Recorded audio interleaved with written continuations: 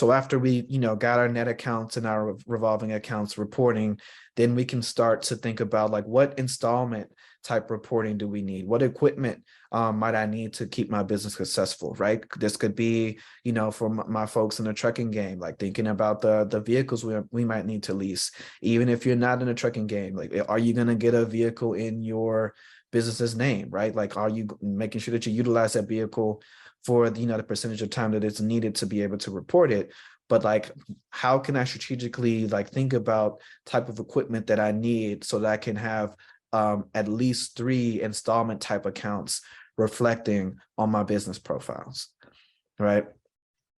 And with that, also thinking about the different types of loans that aren't secured by banks, credit unions, and other lenders. Sometimes those are the folks that you're already doing business with. Other times it might be good to shop around and think and look and see what other folks are doing, especially as, the market is up and down every day, this debt ceiling situation that we're in constant conversation about and the kind of move to digital currency as an overall situation.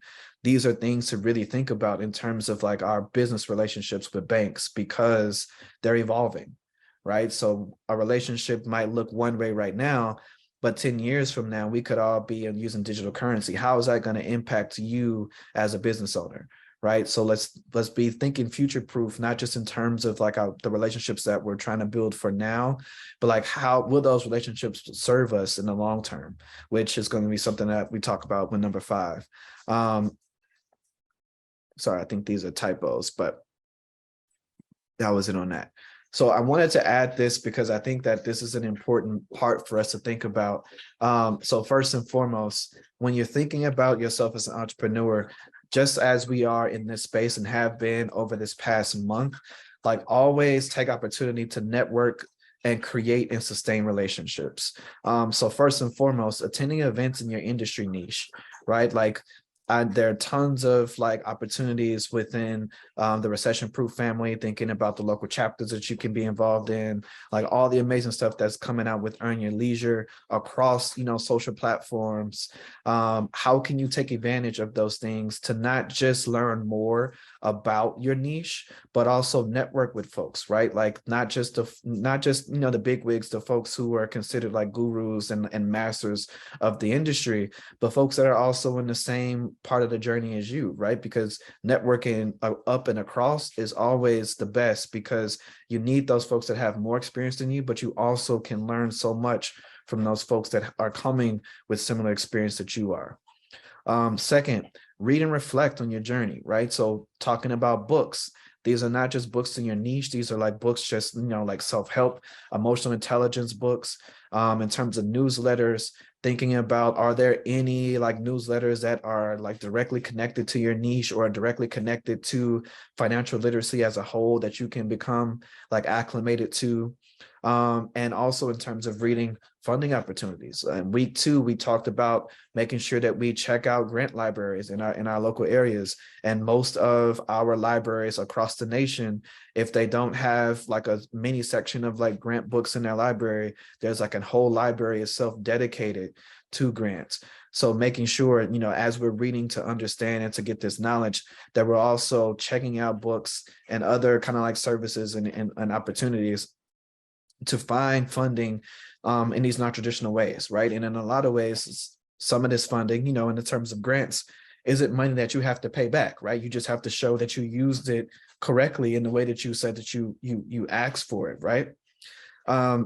Another like small thing that I think can be big is building rapport with the banks and other lenders that you do business with, right? And I think that this is mostly I think it's most ideal in person, right? So if you can build a relationship with a branch manager at one of the credit unions that you're doing business with, one of the banks you can do business with, that you're doing business with, schedule a meeting, right? Establish that rapport, establish yourself as an entrepreneur.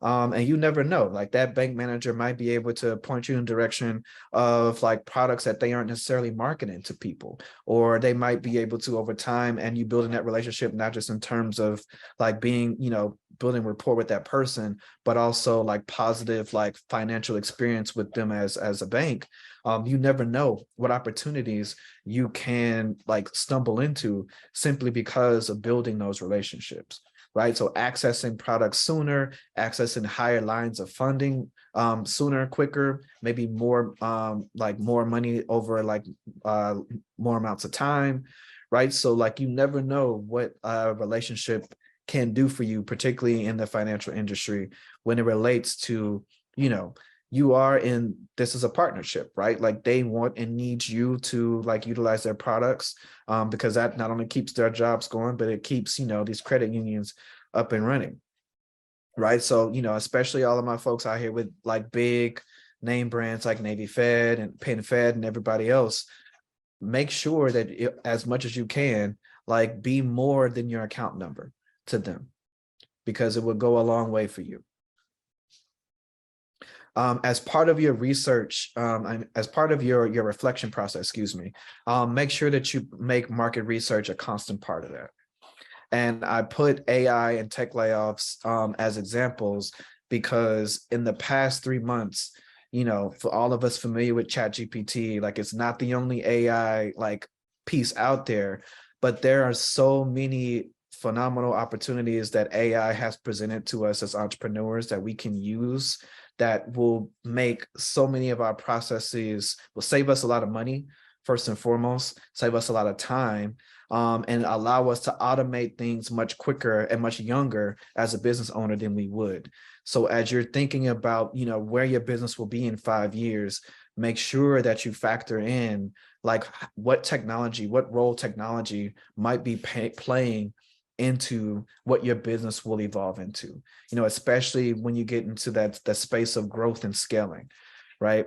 So think about, and with the tech layoffs, like there's been a lot of conversation about why, right? Like these are some of the most profitable, actually the most profitable businesses in the world, right? Who had record amounts of profit, but still had to lay off like thousands of people, right? A lot of conversation about why that is, but let's think about, you know, like we live in a capitalistic society, right? Like, and in a lot of ways, we have to understand what is that going to mean for the future of not just us as entrepreneurs, but, you know, consumers, right? Because like we can't be entrepreneurs if we don't understand consumer behavior.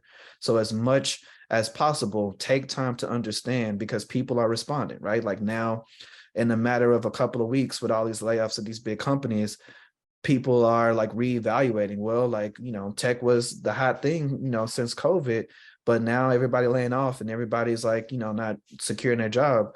There's going to be hundreds of thousands of new entrepreneurs in these streets in 2023, because even folks with, you know, these big brands and these big name companies and these big paychecks, like are coming to understand that, you know, like you're expendable, right? And the only way to not be expendable in a capitalistic society is to do for self.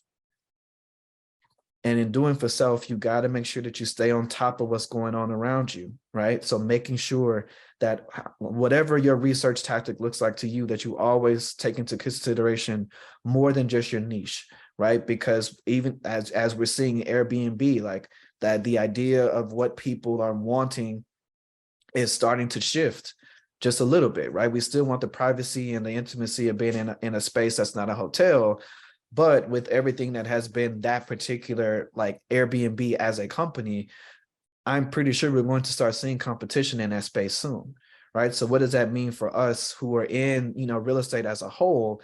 How are we going to engage what is going to happen once some of these larger like folks that didn't have competition, Turo too, right? Some of these niches that didn't have a lot of competition, that technology just in and of itself might actually add more competition to.